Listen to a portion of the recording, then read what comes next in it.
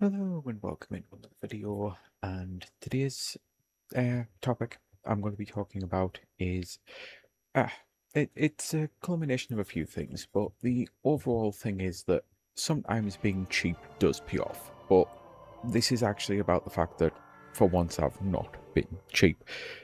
So I need to explain. There's going to be a bit to talk about funds. I'm not going to go like too far into anything. I'm just going to simply say I have forever been a perennially cheap person when it comes to screens. I've always been the person who's been like, just good enough is good enough.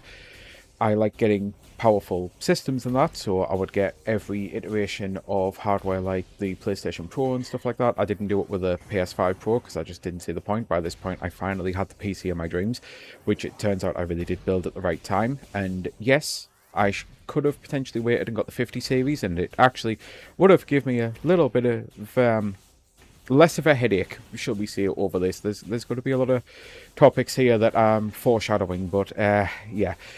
So I could have went for that, but then it turns out with the prices of everything else going up, I actually do think I got really lucky and got my PC at the right time.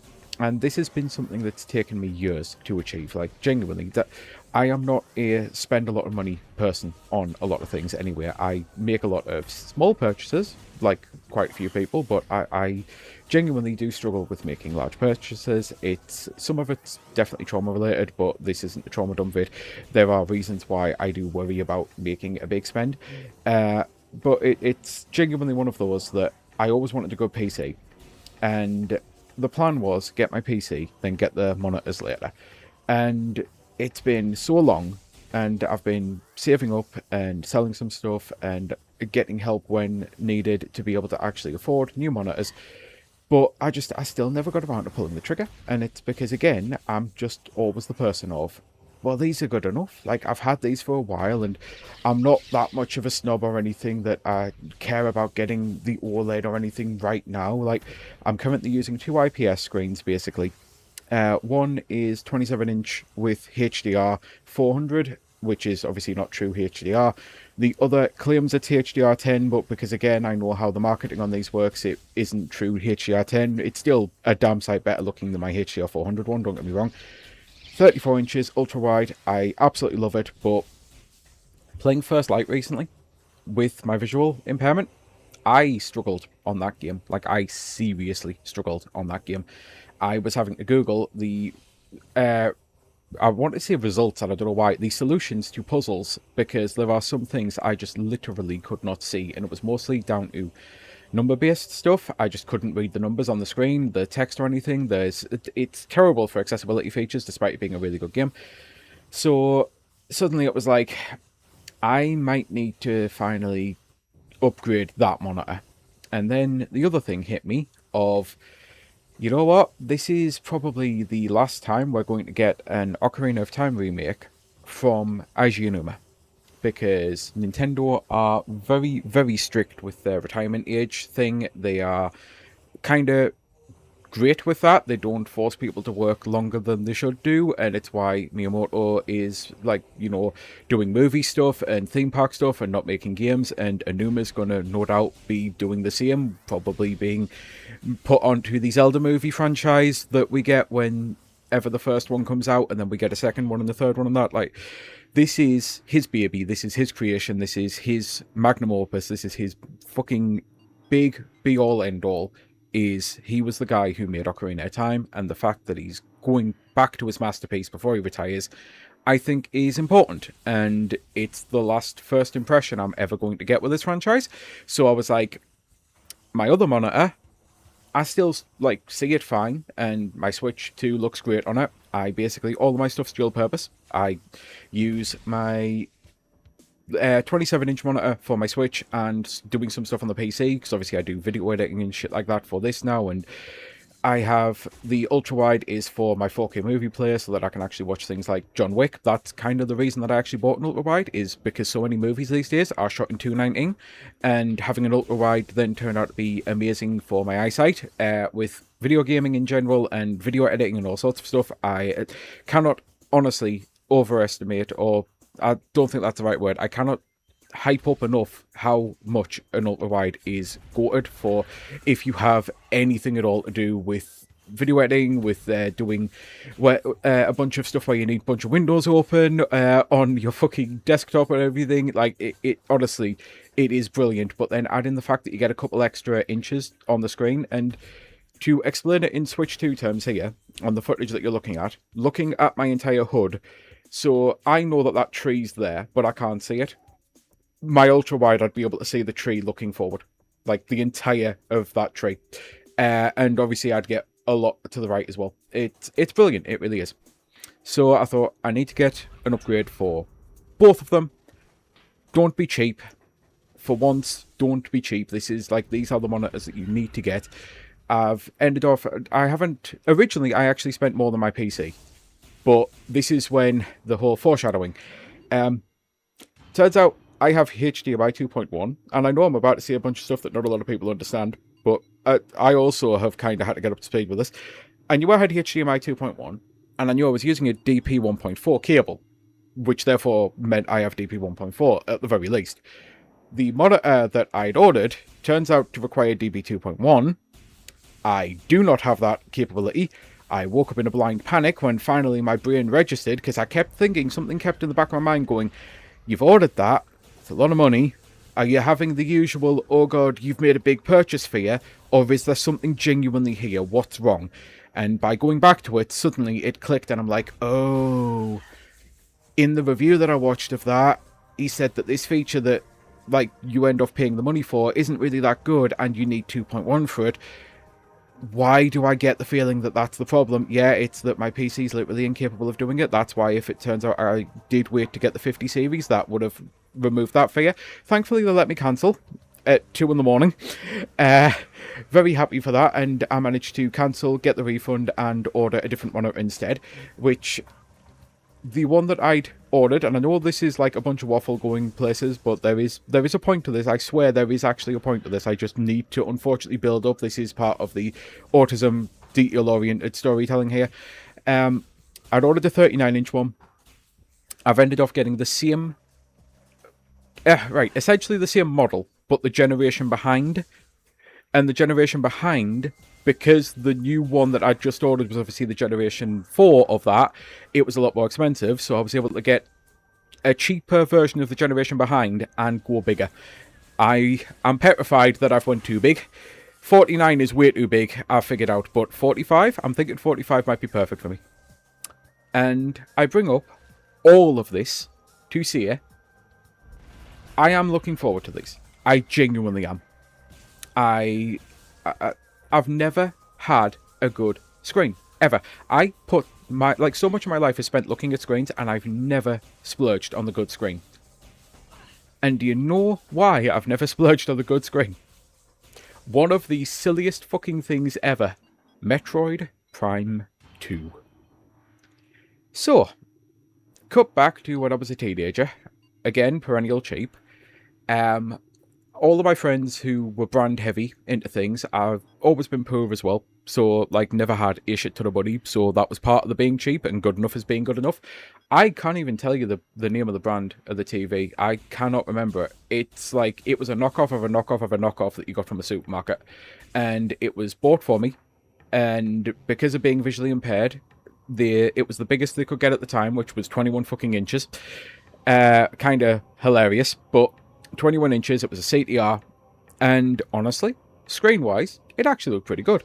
But I did get some ribbing from the fact of that I had, like, the cheapest of cheap, nashiest of nashiest shit, and everyone else was rocking, like, Samsung and Sony and, like, this, that, and the other, until Metroid Prime 2 came out.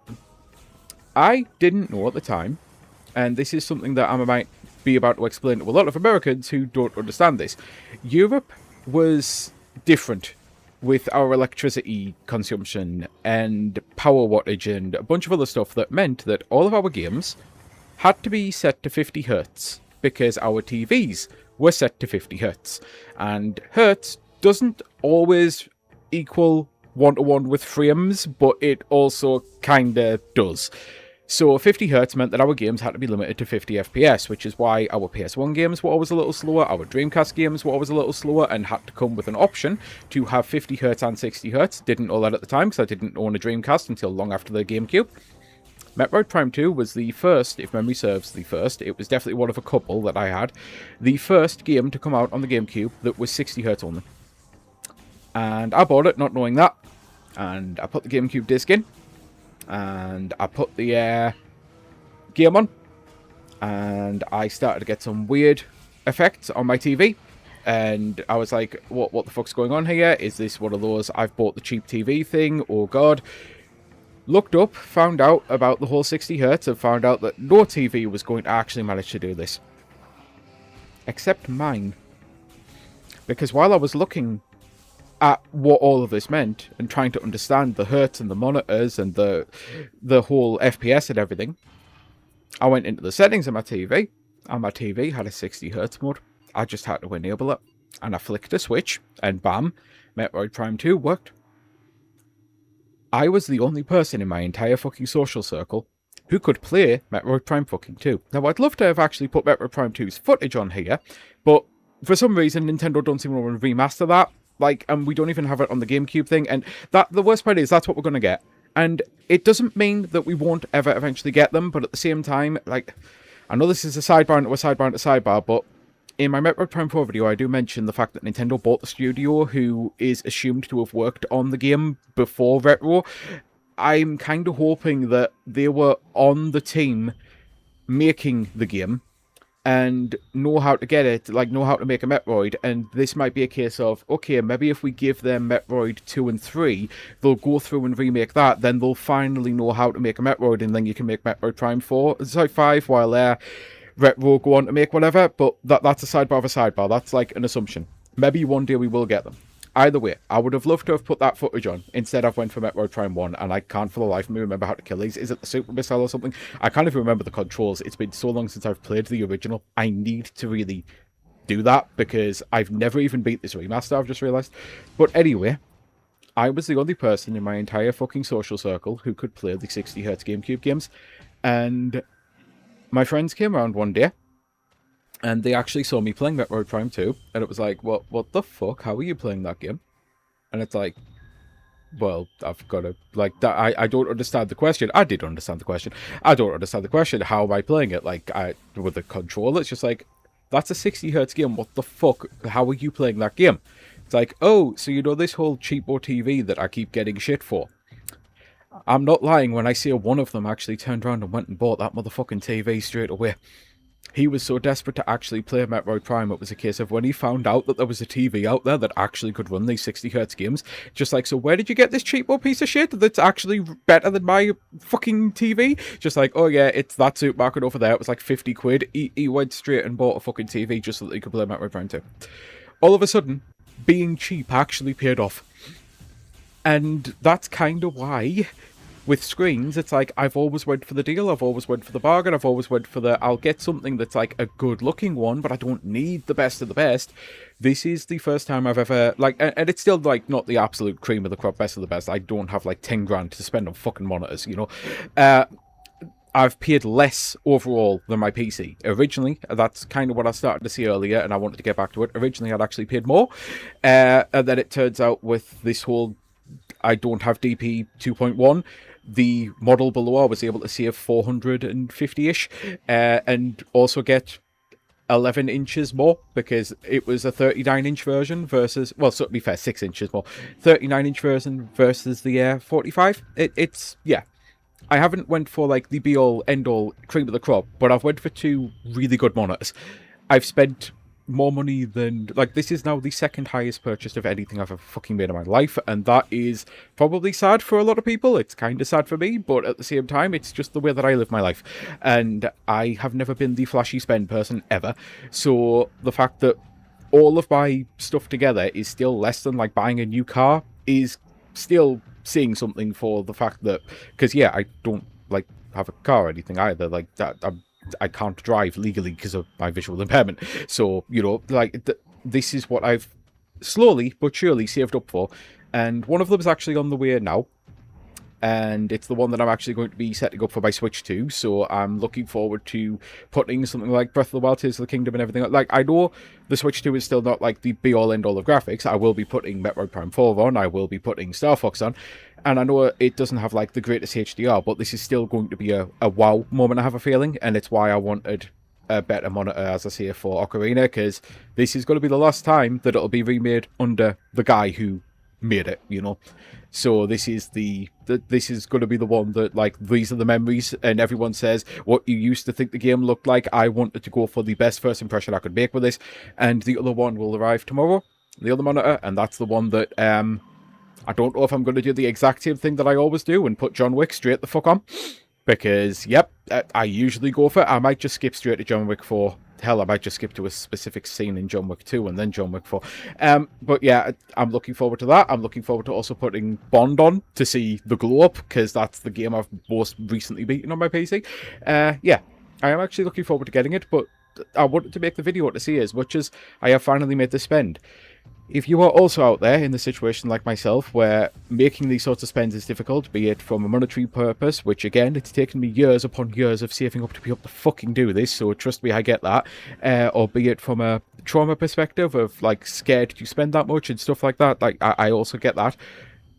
Being cheap can actually pay off, because genuinely, I was, again, the only person who was able to play, at least until he went out and bought it, because it was only like a 50 quid TV. That it was, seriously, it was the cheapest of cheap, shittest of shit. Like, it was, I wish I could remember the name. It sounded like a knockoff brand of trainers mixed with a, like, kind of soda pop, can, like, whatever you want to, like, soft drink type thing, you know. It was so weird. It was like a Spritester, or it was just so fucking weird. I've never fucking found the brand again, ever, in anything else. I didn't find them making another kind of TV, another kind of fucking speaker, stereo, anything. That was the only thing I ever found from them. And that cheapo little shitty TV turned out to be one of the best things I ever fucking owned. And no doubt, it's the kind of thing that I kind of wish I still had it. Not because I would play on a CTR with my vision, I just can't.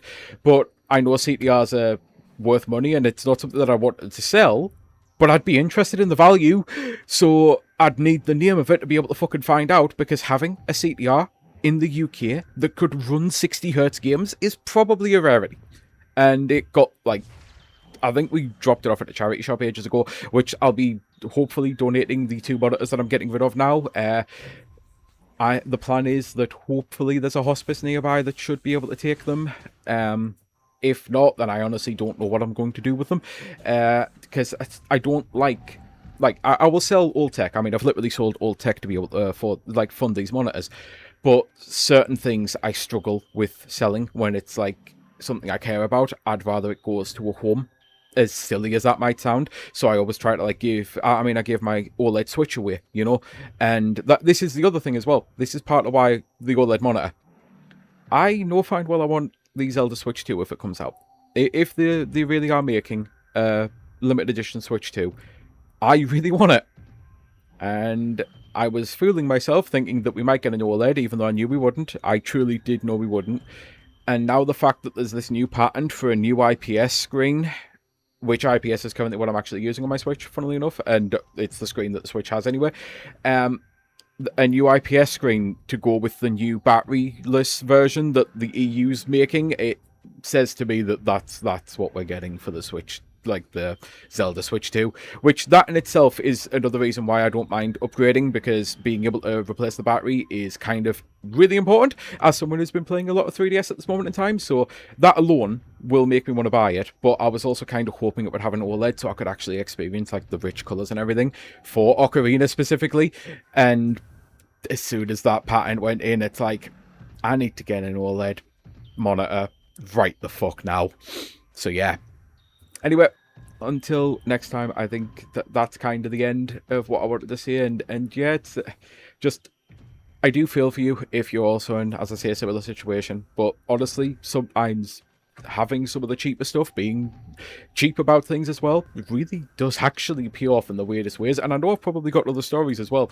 And if there's anything like that for yourself, if there's any time where you've managed to really cheap out by getting an off-brand something and then it turned out to be better than what you were expecting or better than a brand thing. Like, there's been times when I have finally succumbed and actually bought a brand of something, and then I was like, oh, that wasn't that good. Like, eventually, my headphones, I had to start going for better stuff because I really need Sennheiser. And then, sadly, I'm now on Sony headphones, and I only say that because, Sony are getting rid of the whole physical market and everything. But they're actually pretty fucking good. But with audio, I managed to get to the point of, well, I listen to so much music and audio is so important, I maybe should stop cheaping out on that.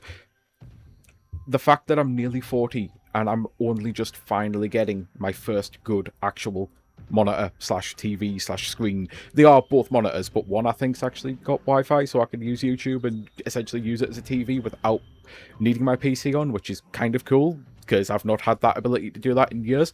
The last time I owned a TV was about 15 years ago when I bought it. I got rid of it about 6 years ago, and it was a Hisense, so not exactly a well-known brand. Well, it's kind of well-known, but not exactly a, high-end brand. Again, I got the cheapest of the cheap, and all of it was good enough. It really was. But yeah, I'm kind of excited for the new ones. I'm kind of happy to finally, for the first time, I'm going to have a really good-looking screen to go with the other stuff, and I can't wait. Right, yeah, until next time, I truly do hope you have a great rest of your day, and yeah, just as I say, if there's any time, just post it in the comments. I've realised I've started to repeat myself. It's because my brain is fried. Seriously, spending 3 full days looking at monitor after monitor after monitor, it's no wonder I made that fuck up. Like, do you know how much code and shit and just like nothing is named normally? Nothing. There's like 27 different versions of each monitor, and all of them have like XG, QY, WEA3, alpha, X. Like, it's madness. It really is. Right. Bye.